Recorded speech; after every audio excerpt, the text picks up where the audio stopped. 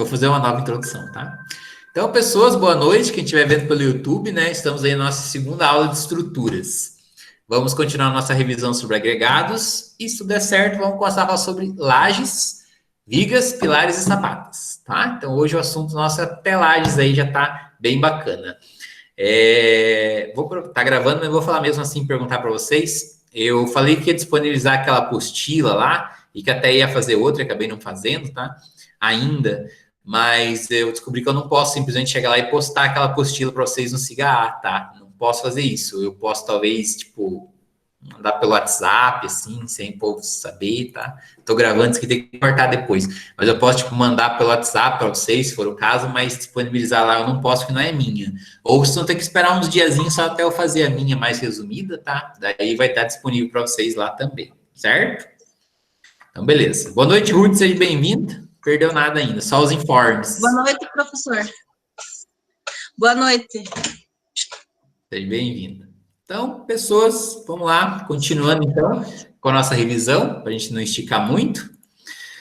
Então, nós finalizamos exatamente aqui, né? Vocês disseram para mim aí que o cimento Portland composto, que é o CP2, nosso aqui para o sul, geralmente o Z, que é composto de pozolana, ele tinha esses numerozinhos aí do 25, 32 e o 40, que é justamente a resistência MPa que ele vai ter aos 28 dias, certo? Lembrando que meio que 98% dos concretos é o 25 MPa aos 28 dias, tá? Então, como a gente falou, salvo exceções, aquele CP5 Ari, que a Ari não é o Ari que fez o cimento, tá? Significa alta resistência inicial, é o concreto que aí aos 24 horas já vai estar aí com 18, 19 MPa, tá? Como a gente comentou, muito usado principalmente em lajes, onde você precisa de uma desforma rápida, tá? Então é um dos usos aí do CP5 Ari. E aí um monte de outros vocês vão achar aí pela internet, tá? Todos os outros muito difícil de encontrar, tá? Fora o 2, o CP2, que é o composto, tá? O comum praticamente é impossível achar. E um CP240 raríssimo, tá? Então, quem tem acesso a esses outros cimentos, geralmente são as concreteiras. Eles que sim têm aí acesso a esse tipo de cimento para elaborar concretos aí de alta resistência, certo? Falando em termos de concreto de alta resistência, sem esticar muito essa questão do concreto, tá? Mas uma pergunta, vocês acham que, por exemplo, numa barragem, tá? Estamos falando no Itaipu da vida, aquela paredona gigante lá, vocês acham que lá teve que ser usado um concreto assim de extrema resistência ou não? O que vocês acham? Assim, tipo, lá, como é uma barragem, uma obra gigante, com certeza foi usado um concreto parrudão ou nada a ver? Para ficar mais fácil para o chat, vamos só assim, né? Quem acha que usou um concreto muito especial, diga sim. Quem acha que não, diga não. Só. Pode falar. Eu acho que sim, professor. Tá. Tem que, porque pela força da queda da água tem que ser um concreto bem resistente. Isso, é uma boa ideia. Mas a resposta é não, tá? Por incrível que pareça, não.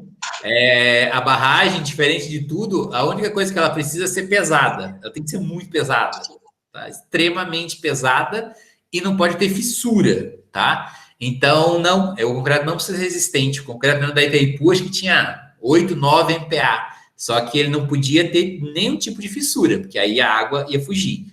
Por isso que são paredões lá do tipo 20, na parte de cima, né? 20, 30 metros e a base tem 150, 200 metros, tá? Mas ele não precisa ter resistência. Onde a gente precisa de concreto com extrema resistência é em ponte. Porque pontes, vocês podem observar que são perfis muito esbeltos, às vezes, sabe?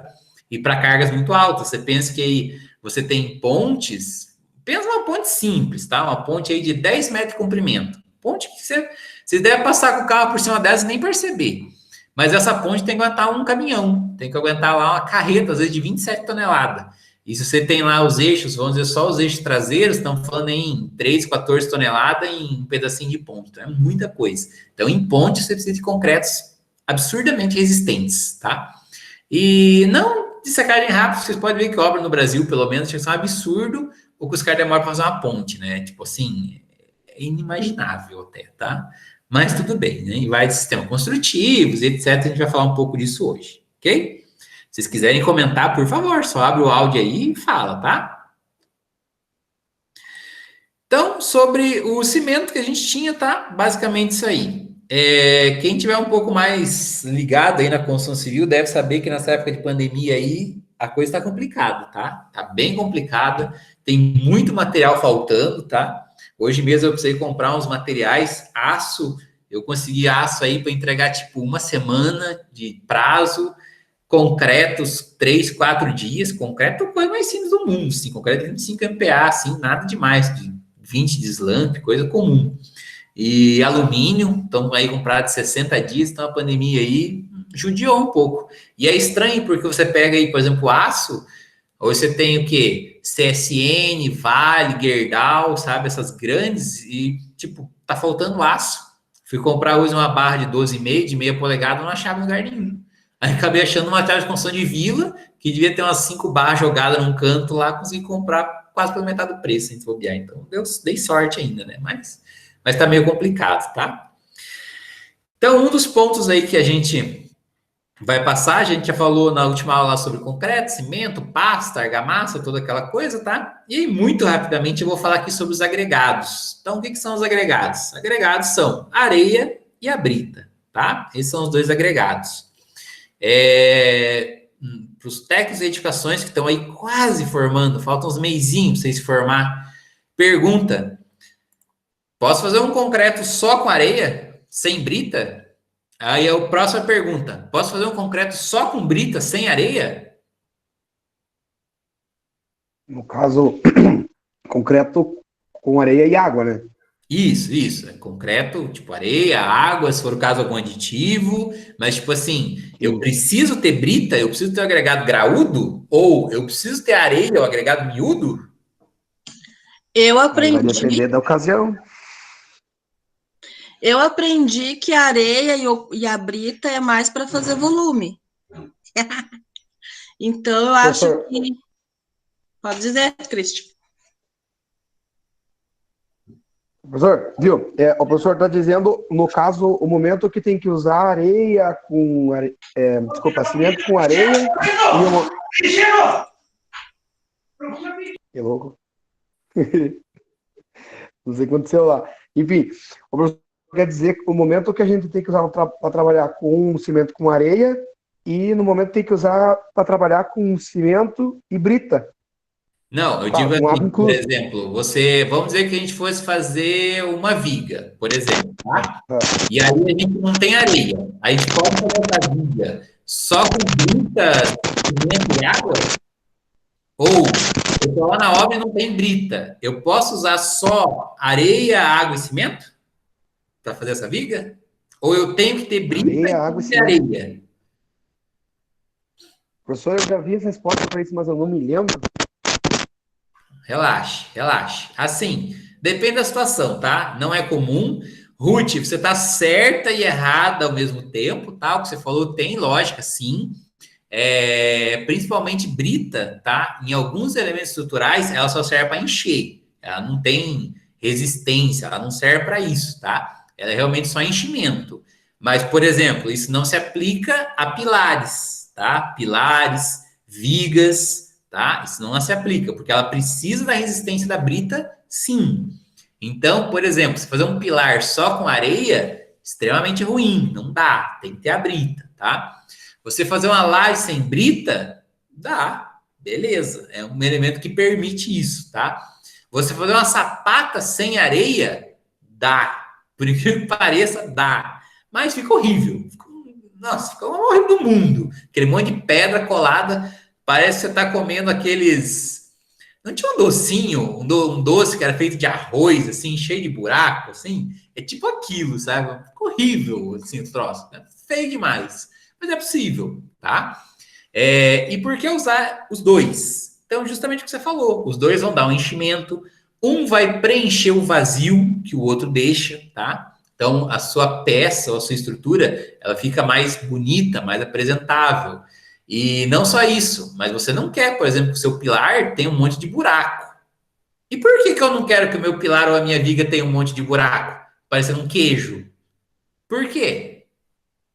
Fora a resistência, né? Claro, se tiver mais buraco, tem menos resistência. Mas fora isso, qual que é o outro objetivo de eu estar ele bem fechadinho, bem lacrado? Para não ficar feio. Não ficar feio é um motivo bom, mas não é o que eu queria, mas é um motivo bom. Algum No outro? caso, por que que eu não quero deixar os buracos? Isso. Vamos pegar aqui um pilar buracado. Vamos lá. Pilar com Porque ele pode vazio. danificar a estrutura, professor? Perfeito, exatamente isso, matou a pau. Por quê? Se o teu concreto estiver cheio de furo, você vai ter a armadura que está dentro dela, tipo um negócio aqui, ó. A armadura, ela tem acesso ao ar, tá? Ela tem acesso à umidade. E o que faz enferrujar a armadura é a umidade. É a umidade, é o sal, é os cloretos, enfim, o cloro, tá? Então, esse é o objetivo. Então, aqui mesmo, se vocês repararem bem, ó, dá para ver até uma barra aqui, ó, tá vendo? A barra exposta. Essa barra exposta vai enferrujar. Professor, Pode o falar. professor não está compartilhando a tela? Nossa, tá. Obrigado, tá? Tô mostrando aqui bem louco. Ei, Deus. Agora foi, né? Foi. Então, ó, tá aqui o nosso pilarzinho todo bichado, tá? A gente chama isso aqui de bicheira mesmo, tá? Então, ó, dá para ver uma barrinha aqui, ó, se vocês separarem. Isso aí com certeza, tá? Isso vai começar a enferrujar.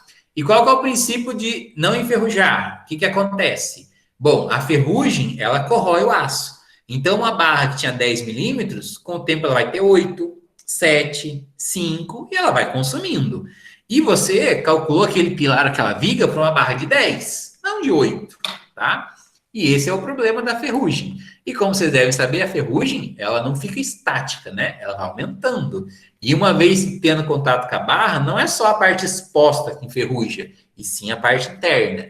Segundo problema de ferrugem, falando um pouquinho de patologia, todo material que entra em oxidação, que é a ferrugem, ele expande. Então, essa armadura expande. E esse concreto, ele não tem esse tipo de resistência à expansão interna. Então, ele começa a descascar, descamar e por aí vai, tá? A gente vai calcular a parte do cobrimento, que é o quanto a gente precisa deixar de concreto longe da armadura. Sim, existe essa conta, existe esse cálculo, tá? Não é para gastar menos ferro, para deixar ele mais estreitinho dentro. Não, é justamente para proteger essa corrosão, tá?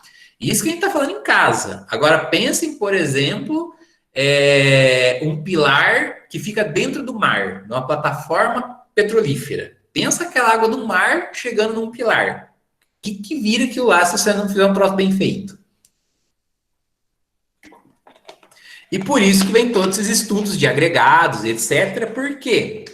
Porque você não quer poros, tá? Então, você tem situações que você não quer porosidade de jeito nenhum. E outras, não. Você quer poros, vai ficar mais leve, tá? Então, existem os dois lados, as duas situações. Ok? Então, aqui vem os agregados, as pessoas das britas, não vou meter isso aqui, tá? Isso aqui, né? Vocês já estudaram com certeza. Só uma coisa que eu gosto muito de falar, tá? Vocês acham muita brita, tá? Muita brita 1, que é essa aqui, né? Que é a tal da brita comunzinha. E a base dela é granito, tá? A maioria deles... A brita hoje aqui na região sul, ela ou é basalto ou ela é granito, tá? São os dois produtos que vocês têm. E eu pergunto, esse granito, que é mais ou menos isso aqui, vamos pegar aqui, agora que eu estou compartilhando, vamos pegar aqui. Brita 1. Opa. Brita 1. Essa brita aqui, que eu estou garantindo para vocês que é de granito. Esse granito é o mesmo que a gente faz pias, cubas, acabamentos de churrasqueira? É a mesma coisa ou não?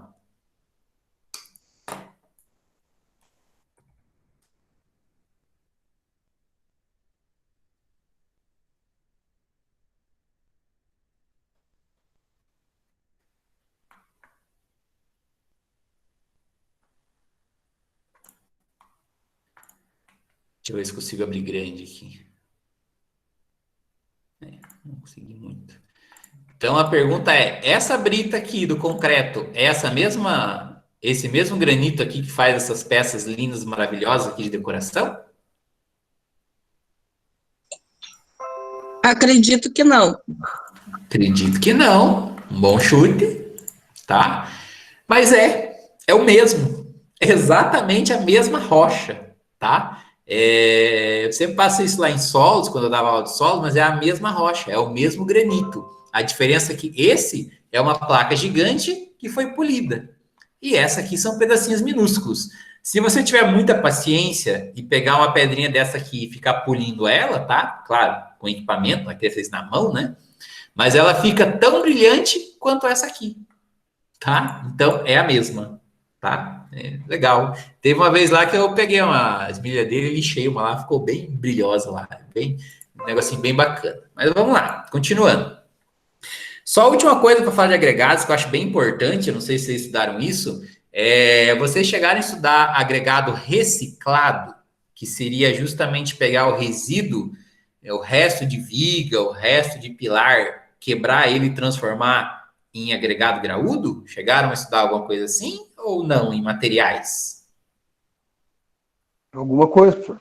Ah, então beleza. Então não vou meter muito, né? É só essa questão Mas que o pouca concreto... coisa. Pode falar, pouca coisa? Tá, Alguma coisa, mas pouca coisa. entendi. O concreto, ele pode virar agregado sim, tá? Ele não tem a mesma resistência que uma rocha, tá? Se você pensar assim, que você tem uma pedra de brita e um pedaço de concreto, e comprimir os dois, o concreto resiste um pouco menos, tá? Mas o grande problema do agregado reciclado é a cerâmica. É quando você tem material cerâmico no meio.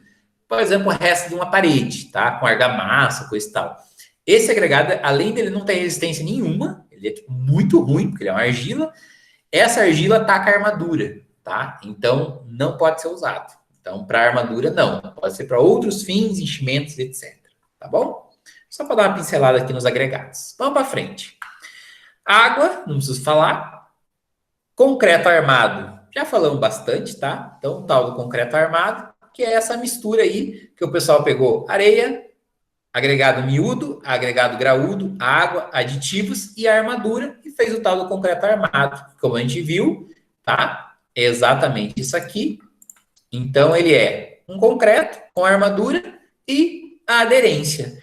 E é por isso essa questão da aderência, que eu vou falar muito por cima, que se vocês separarem as barras de aço, elas estão todas corrugadas, elas não são lisas, tá? E claro que aquele corrugado dá uma mão de obra absurda para fazer um troço daquele, tá? Aquele extrusão ali. Justamente porque essas garras que vão ancorar no concreto, tá? E aí esse sistema todo que vai dar resistência.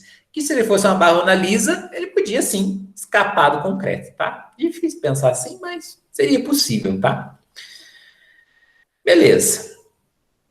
Aqui só mostrando aqui, dei alguns conceitos de armadura passiva e tal. Eu não me atenho muito a essa nomenclatura, tá? O que a gente tem que falar aqui é exatamente, né, essa questão da fissura e depois o próximo, que é o concreto protendido.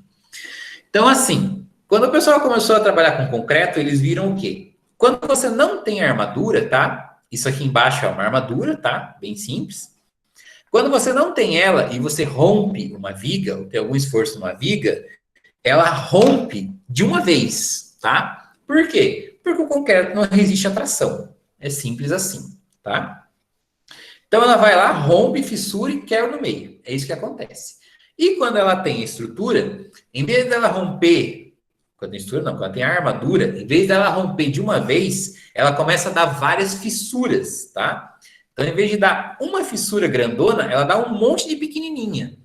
E isso quer dizer o quê? Ela distribui a carga. É isso que a armadura faz, tá? Ela distribui a carga ao longo da peça. E aí dá esse monte de microfissuras. O que é bom, por quê? É o que eu digo. É uma vantagem, né? A gente vai ver aqui do concreto, é que o concreto avisa a hora que ele vai romper, tá? Então, assim como, por exemplo, eu nunca gosto de falar muito da madeira, tá? A madeira, eu acho ela meio ingrata. Mas em alguns casos a madeira também avisa, né? Então, tipo assim, ela vai descamando, ela vai desfibrando e ela avisa que vai romper. O concreto também, tá? Ele vai começar aquele monte de fissura dizendo assim, olha, tem um probleminha aqui, melhor você fazer alguma coisa, tá?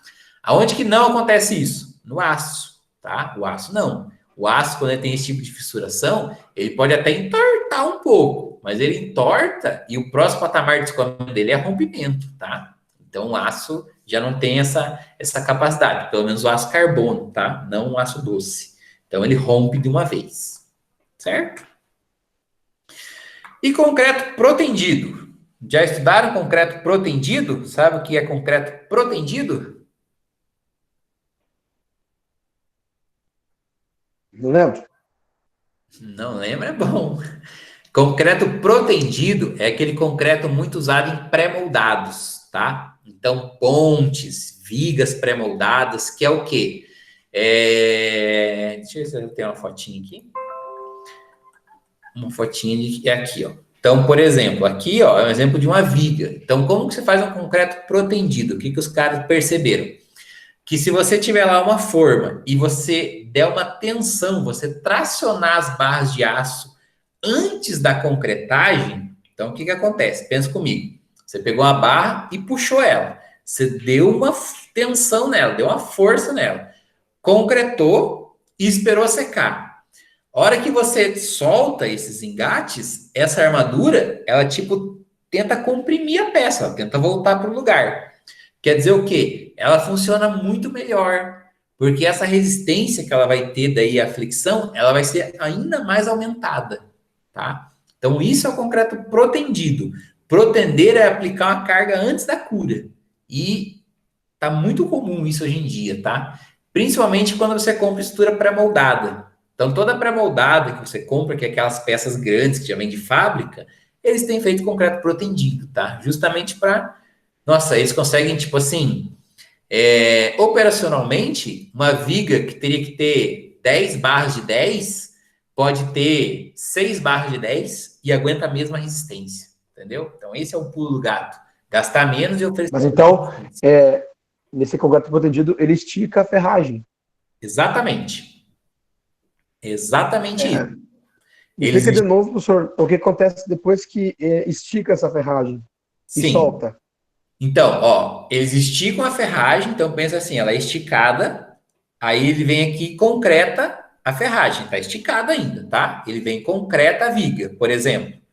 Espera secar. A hora que seca, eles soltam essas... Aqui é uma trava que puxa esse ferro, tá? A hora que ele solta, esse aço, ele não consegue voltar para o lugar porque o concreto está segurando ele, entendeu? Então, ele vai estar sob tensão o tempo todo. 24 horas por dia, ele quer voltar e o concreto não deixa, entendeu? E aí, a hora que você solta, corta aquelas pontas, aquele aço dentro está numa tensão o tempo todo. E é isso que eleva a resistência. Foi claro? Conseguiu entender? Entendi, doutor. Mas às vezes eu vi umas fotos deles esticando o ferro. Eu não sei se eles já tinham esticado antes de concretar, mas parecia que estavam esticando já com o concreto dentro. Então... Concreto dentro, não, desculpa. Com o ferro dentro do concreto.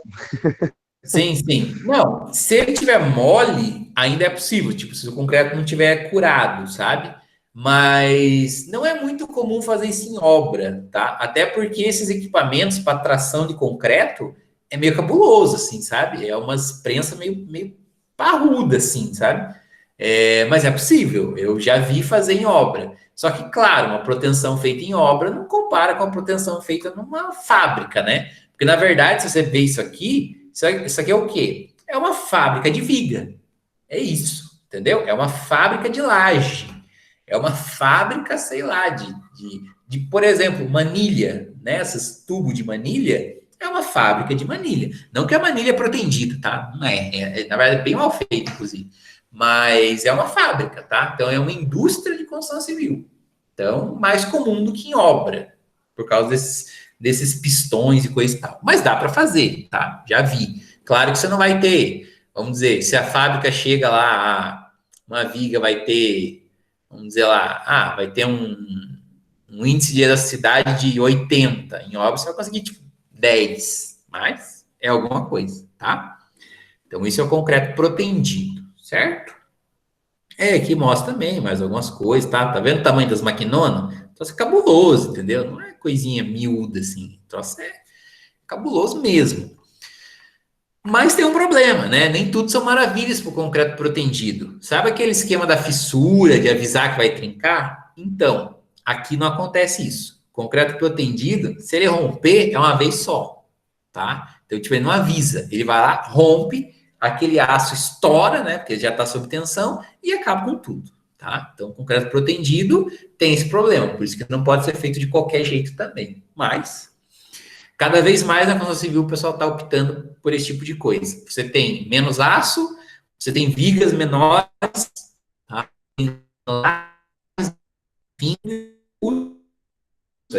Tecnologia que eu acho que vai tomar conta para os próximos anos. Assim. Se a metálica não tomar conta, mas aqui no Brasil tá difícil, tá muito caro, né? Então aço aqui os caras querem roubar da gente, tá? Questão de fissura, não vou meter muito, tá? A gente vai ter alguns casos que a gente vai calcular, mas aqui é texto mesmo, tá? Ele fala um pouco sobre fissura, ele fala como que você tira uma fissura, tá? E aí, sempre tem aquela coisa de o que é fissura, o que é trinco, o que é rachadura. Bom, se vocês quiserem, fiquem à vontade de procurar na internet, existem muitas definições sobre isso, tá? Não existe nenhuma norma específica que fala, ó, isso é fissura, isso é trinca, isso é rachadura, isso aqui é rompimento, tá? Mas, quem quiser aí, fica à vontade, tá bom? Parte do histórico também não vou passar, tá? Isso aqui não acho necessidade, quem quiser pode ler, tá? Só aqui, né? Brasil, 1904, tá? Isso aqui que foi os primeiros usos de cimento armado, tá? Na época não se usava ainda agregado no meio, então é aqui que começou no Brasil. Eu geralmente já cantei a pedra, mas alguém sabe justamente qual que foi o grande salto que o Brasil deu em uso de concreto armado ou concreto em si, quando que o Brasil estourou como usuário de concreto?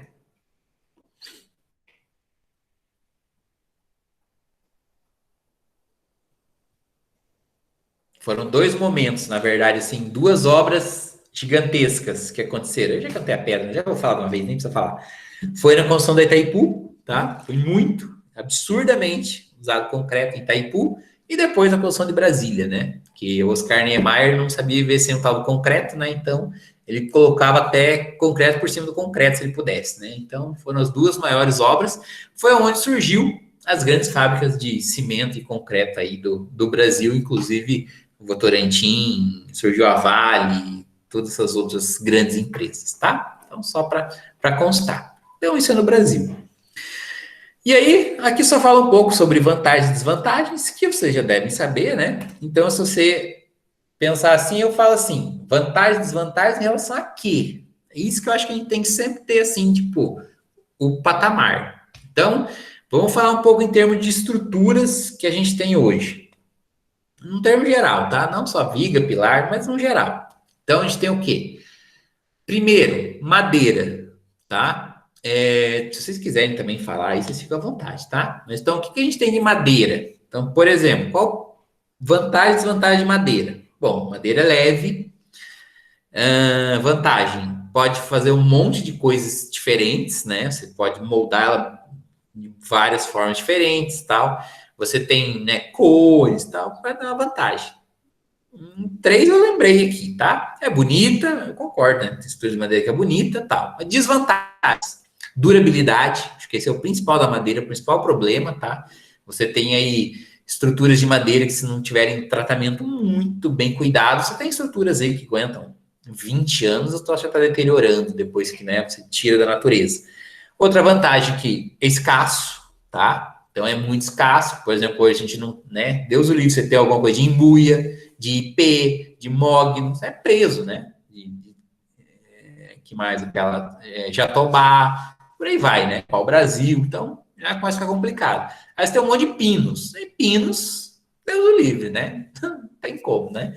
Baixa resistência, etc, etc, tá? Então, são vantagens e desvantagens da madeira. Fora manutenção e coisa e tal, né? Se der um cupim, uma praga, ou água, né?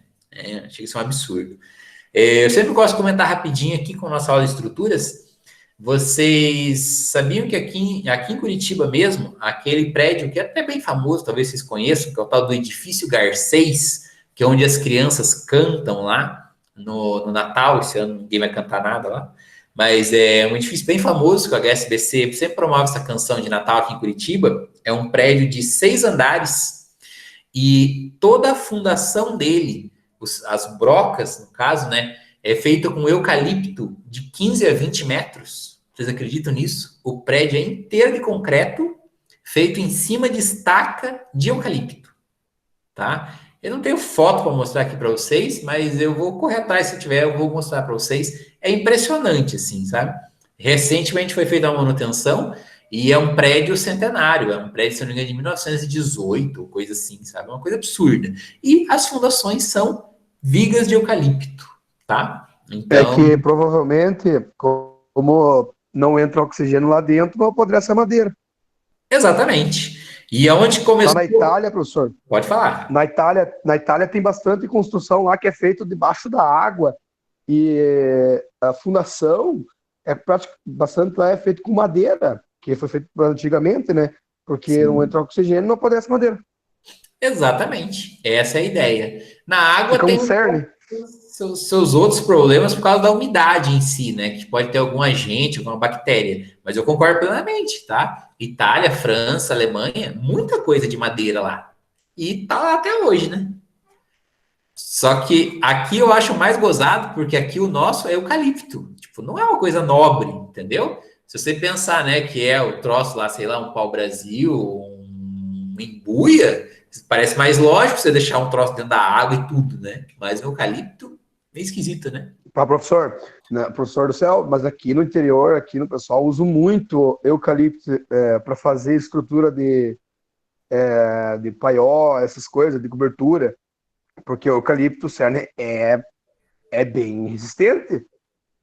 Sim. Eu com meu tio, a gente fez uma cobertura, eu não sei se é problema, a gente usou, sabe? É interior, professor. O senhor sabe como é que é interior. E a gente usou eucalipto.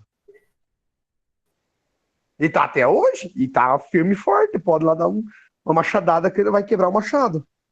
Ó, maravilha. Não, eu concordo. Não só isso, se eu falar para você, eu tinha a minha garagem inteira, que era quase não vou dizer que um salão de festa, que não era tanto assim, mas eu tinha aqui na minha casa vigas de eucalipto de 6,5 metros, que faziam a minha garagem toda. Era tipo um espaço muito grande.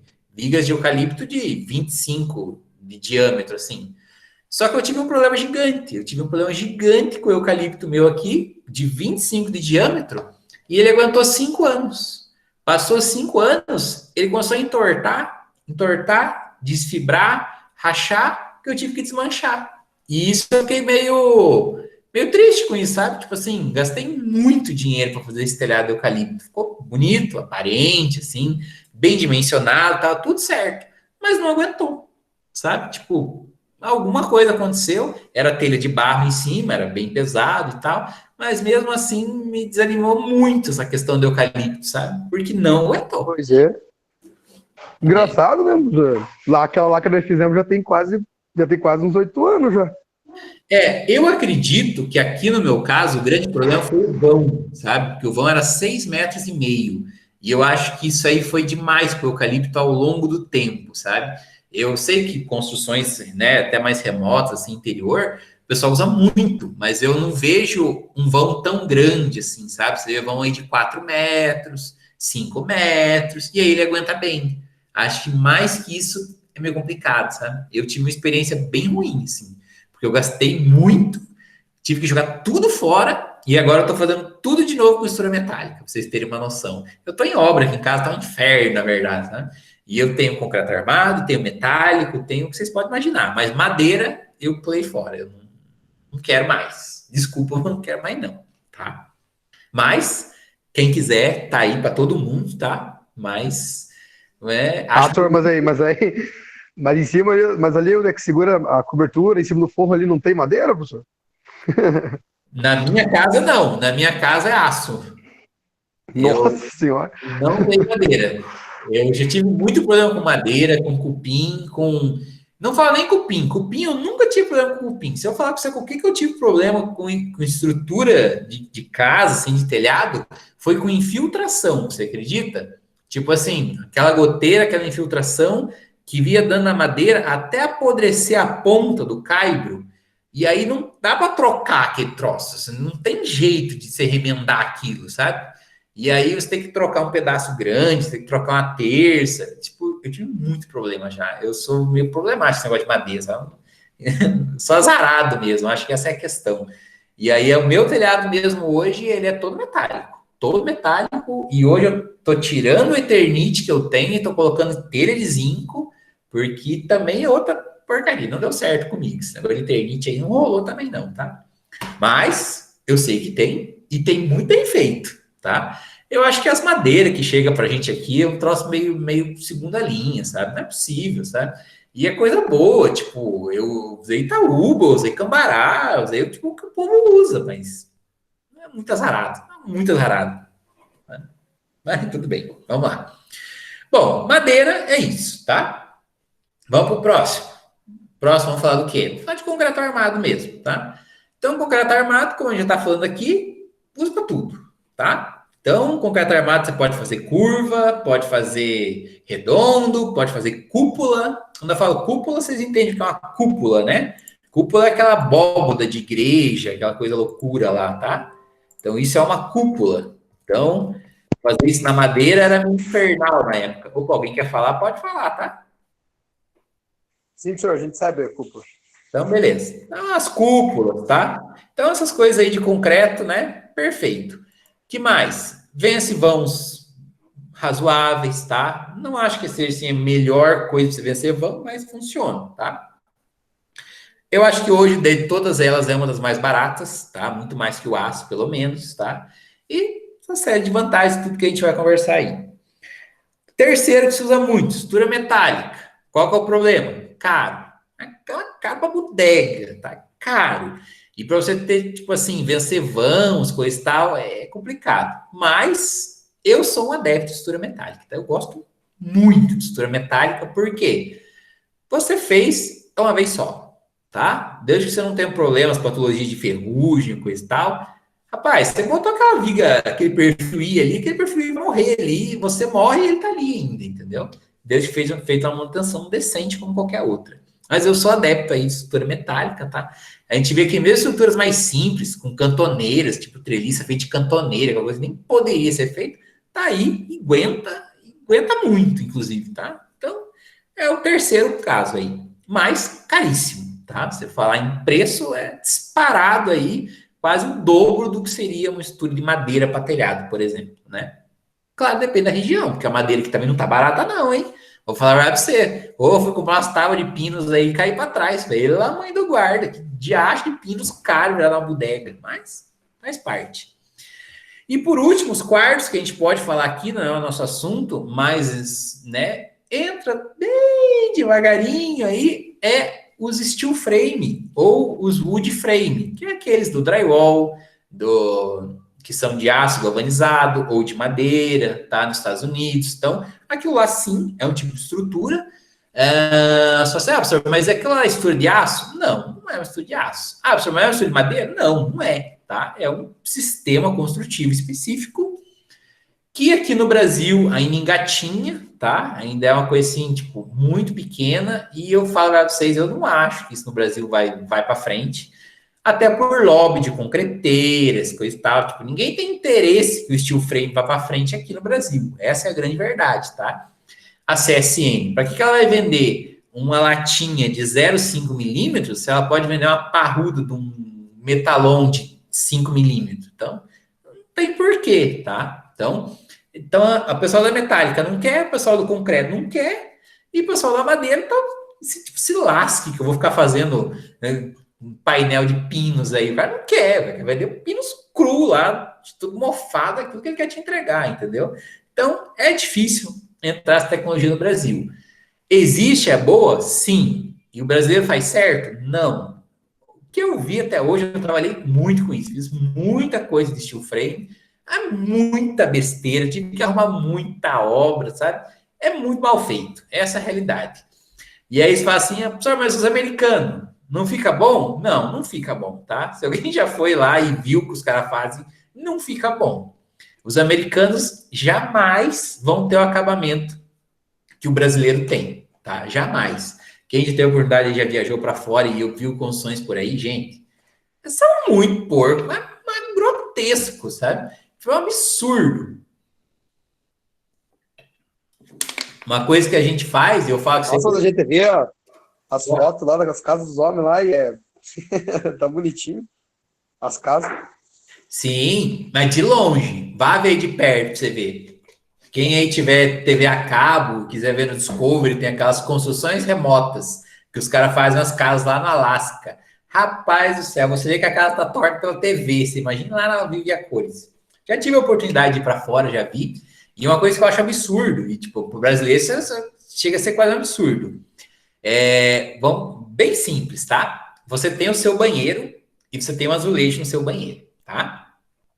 E aí você não quer mais que o seu azulejo ficou feio. O que você vai lá? Uma das opções bom, vou colocar um azulejo na frente do outro, né? Você vai usar uma massa lá, uma C3, uma piso sobre piso, e vai colocar um azulejo na frente do outro, e beleza, seu banheiro tem 2 azulejos, certo? Beleza. E nos Estados Unidos? Tem 8 azulejos na frente do outro. É um absurdo, assim, sabe? Parede de drywall, aquele drywall que era um drywall, tem 5 na frente. Por quê? O cara tinha o papel de parede, aquele papel de parede ficou velho, ficou feio, ele não tira aquele, ele põe outro na frente. Claro que se fazer isso com o drywall é muito fácil, né? Aí você tá lá, tá feio, a tinta tá ruim, o cara não passa a massa, ele põe outro drywall na frente. E assim o cara vai engrossando a casa dele, entendeu? Tem sua vantagem? Tem. A vantagem é que a tua casa com uma parede mais espessa, fica mais bem isolada, né? E etc.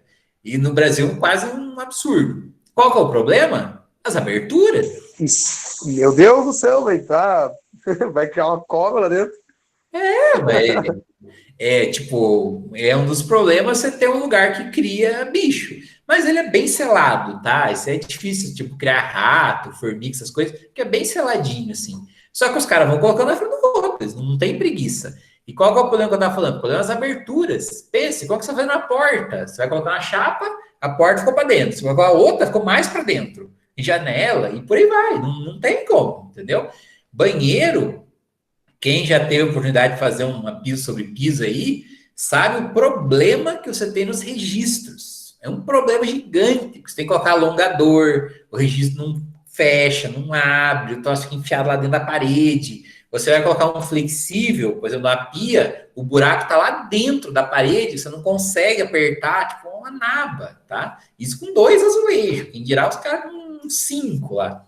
Eu cheguei a ficar no hotel lá, que a parede tinha quase uns 40 centímetros de largura, e se olhava na porta, a porta tinha uns 5, assim, só. E o resto era tudo drywall, tudo trincado, assim, trincadinho do lado do outro, assim. Tipo, elétrica pro lado de fora, os caras, esse negócio de elétrica para dentro, esquece, os caras não estão nem aí. Então, o nível de acabamento deles não é o nosso. Essa é a realidade, tá? Tá, tô falando isso só por causa do steel. E daí, o que a gente quer fazer? A gente quer fazer steel frame e drywall no padrão brasileiro com qualidade, né, perfeita. E não dá certo, não dá mesmo, entendeu? O material não é feito para isso. Essa é a grande realidade, certo? Não vou esticar muito aqui, que senão eu estico demais esse assunto. E já estamos quase acabando. Então, vamos para frente. Tá, e aí vamos falar um pouquinho sobre as normas, que é o que a gente vai trabalhar das normas, tá? Então, a nossa principal é essa aqui. Se alguém quiser, né, ter à vontade, vocês vão enjoar de ver elas aqui. É essa 6118, tá? De 2003, com 252 páginas. Dessas 252, o que interessa? Umas 200, tá? Umas 200 são importantes. Nós vamos ver todas? É claro que não, nem tem como, tá? Mas muitas delas são para usos muito específicos. Então, por isso que a gente não vai ver todas. Então, para o nosso uso aqui residencial, comercial, a gente se limita aí a umas 80 páginas, vamos dizer assim, né? Que a gente tem que ver bem. O resto já são coisas muito específicas, tá? Quando eu falo em específicas, vou falar uma para vocês aqui que está acontecendo exatamente o que eu vou fazer. Então, como eu falei, eu tirei a estrutura de eucalipto e vou fazer uma viga, tá? De 6,5 metros de comprimento. Então, essa é a viga. Hoje eu estava calculando ela, inclusive.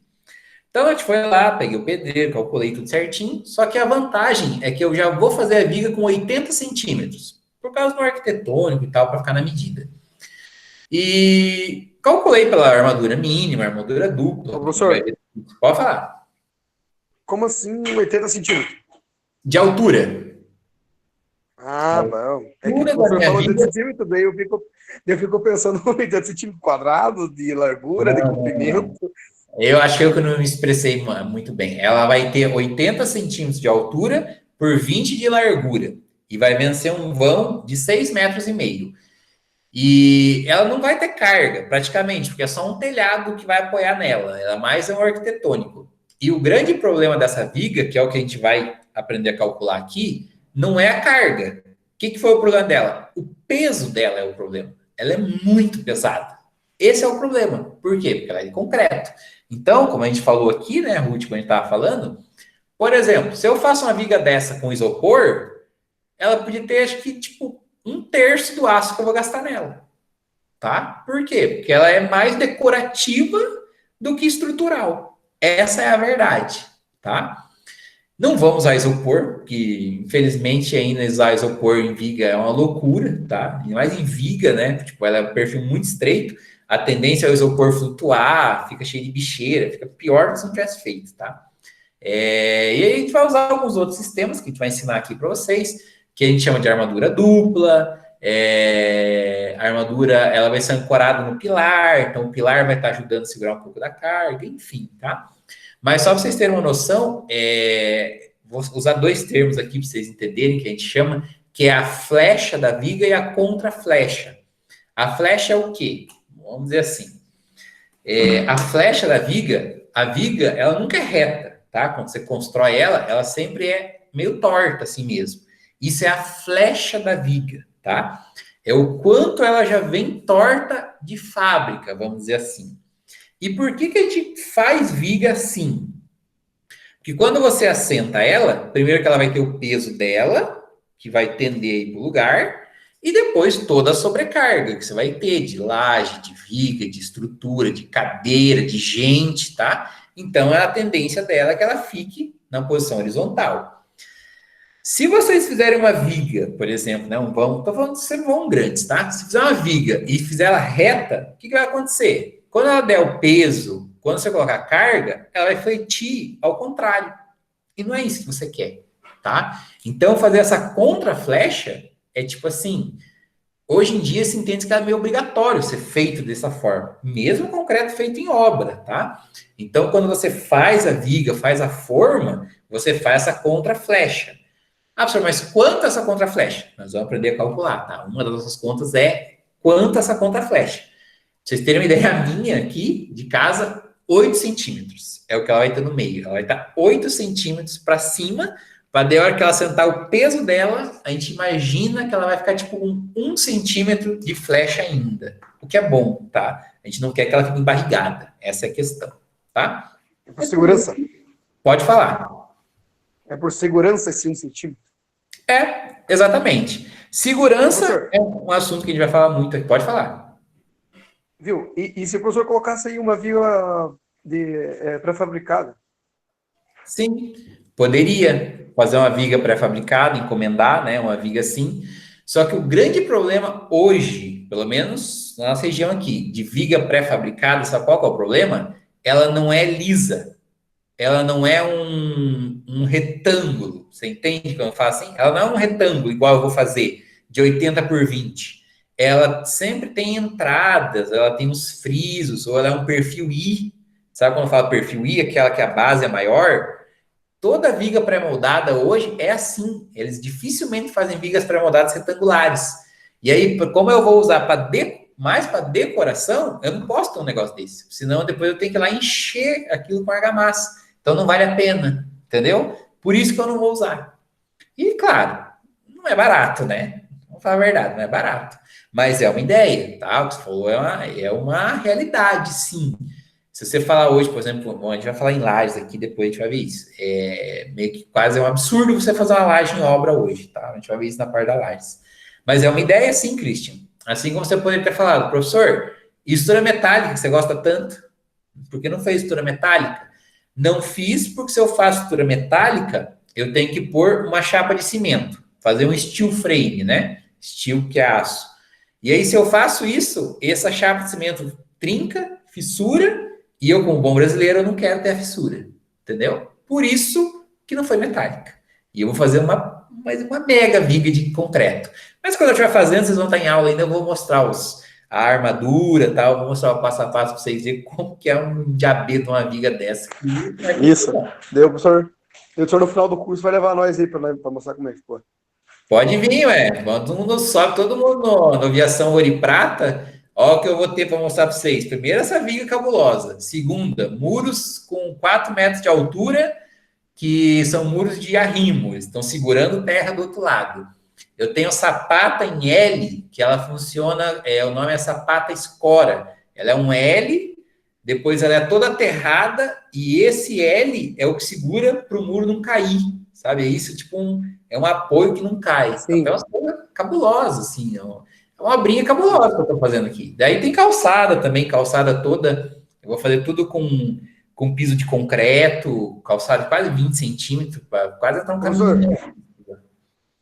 Quando nós estamos falando aí da parte da fundação, só para nós aqui, só esticar um pouquinho, a diferença do muro de arrimo e de contenção Nenhuma, é a mesma coisa. é a mesma coisa. Mas tava vendo, mas daí gambião daí já é diferente, gambião é com pedra, né? Isso, eu acho que o nome certo é gabião, né? Gabião, isso, desculpa. Gabião. Isso, o gabião, eles são blocos de pedra, geralmente feitos assim, tipo um monte de pedra junto dentro de uma gaiola, vamos dizer assim, sabe? Sim. E aí você Eu monta... Pode fiz falar? uma pesquisa lá de mecânica dos solos, daí eu tive que fazer uma lá de muro de gabião, e tinha bastante, tinha dois tipos, que era o convencional, o normal, né? Tinha um que era, eu não me lembro o nome, mas ele era em sacos, sabe? Sim, sim. Tipo um saco, assim, sabe? E eles colocavam, é bem estranho. E daí tinha um que era em forma de escada, sabe? Isso. Que é os que eles mais usam. São esses daí. E eu tava vindo, não sei se o senhor viu, indo para Rio Negrinho, os caras fizeram lá eu não sei o que fizeram lá, mas um muro de gabião, mas gigante. Mas olha, dava uns, eu nem sei se era gabião, mas dava uns 5 metros de altura. E ele formava tipo um morrinho, assim, sabe? Mais cheio de pedra, meu Deus. Negócio muito bem feito. Não, se você descer de Curitiba sentido Florianópolis, perto da serra, eles fizeram ali umas contenção de gabião também, tudo esse com pedra, assim, em gaiola. Tem parte da 20 metros de altura. Quando eu tava passando lá, tava bem na época que tava dando solos, eu cheguei a parar lá para ver e tirar umas fotos, que era um absurdo. E o que é? Na verdade, ele é como se fosse uma represa, tá? Esse gabião é como se fosse uma Itaipu da vida. Só que ao invés de segurar a água, segura a terra. Ela segura o morro. Essa é a ideia, tá? Sei. E questão daí da contenção e do arrimo é a mesma coisa, tá? É só que, tipo, o muro de arrimo é o nome dele, mas ele faz uma contenção. Ele contém o solo do outro lado. Essa que é a história, tá? E eu sempre gosto de falar, pode falar. Lá no meu pai, que ele estava fazendo lá o muro, lá na casa dele, eu falei para ele fazer um muro de contenção, por quê? Porque lá é uma... Como é que eu posso... Esqueci o nome. Aterro, sabe? Foi aterrado. Ele fez a casa em cima. E o muro foi feito do lado do aterro. E ali ia segurar toda a terra que ia para ali. Entendeu o que eu quis dizer, né? No terreno vizinho ia estar normal. Ia estar lá um chão normal. Só que no terreno dele ia estar o aterro, né? Ele tinha que segurar toda aquela terra. E eu falei, vou fazer um muro de contenção para segurar bem. E aí os pedreiros falaram, não, fazer normal aqui. Você vai ver, olha o tamanho desse sapato que nós estamos fazendo aqui. Ó. Tá bom. Depois de uma semana caiu um muro. Oh, meu Deus, imagina o prejuízo do troço desse, rapaz. Nossa. Eu falei, o problema que deu lá é que eles sentaram muito rápido os tijolos, sabe? E no que nem esperaram tanto tempo concluir, já colocaram terra de novo, sabe? Ali no lado do muro, ali, sabe? Para completar o aterro. Mas isso no outro dia que terminaram hoje, amanhã já colocaram terra. E no outro dia já estavam fazendo, já estava um muro quase tombando. E choveu, aí acabou. Choveu, caiu. Aí caiu, porque daí aí a terra pesou mais ainda, a argamassa que já não estava muito seca já diluiu de uma vez, já não tinha mais nada segurando e aí acabou, né? E aí não tem o que fazer. Puxa. E agora fizeram de novo, e não fizeram de contenção, porque eles fizeram 2 vigas embaixo, uma no chão, assim, sabe? Daí ergueram mais 2, 3 fileiras de tijolo, colocaram viga de novo, fizeram outra viga de novo, e daí ergueram o muro para cima. E não fizeram de contenção nem daria. E já tá e deu uma curvinha lá no muro que o pai me falou. Puxa vida. É um negócio muito foda. Não, e o problema desses muros, assim, de tipo de contenção, é que não adianta você fazer, por exemplo, só broca. Tipo, vou fazer uma broca aqui de 3 metros de profundidade, vou concretar e daí vou subir o pilar. Não adianta, porque o peso é tanto que ele chega a quebrar aquele encosto ali onde encosta a viga baldrâmica a broca. Então, não adianta fazer só isso. Você tem que fazer ainda sapata e, às vezes, grande, para daí você ficar tipo com um barco, entende? Se fizer só um pino e botar a terra, ele quebra. Se você fizer aquele negócio grande, aí ele tende a segurar um pouco mais, que é o que eu vou fazer aqui em casa, entendeu? Vou fazer um L, e nesse L eu vou entupetar aqui, vai ter terra, calçado. Então isso vai ajudar o muro a não fazer isso, né? Esse L que aguenta, entendeu? Do que eu fazer só uma broca profunda, simplesmente a hora que encostasse aqui, o muro, tchau, vizinho. Entendi. É isso aí mesmo. Bom, pessoas, não vamos esticar muito mais, eu vou até parar a gravação aqui, tá? Já estamos aí nas 8 horas, deixa eu até interromper aqui. Então,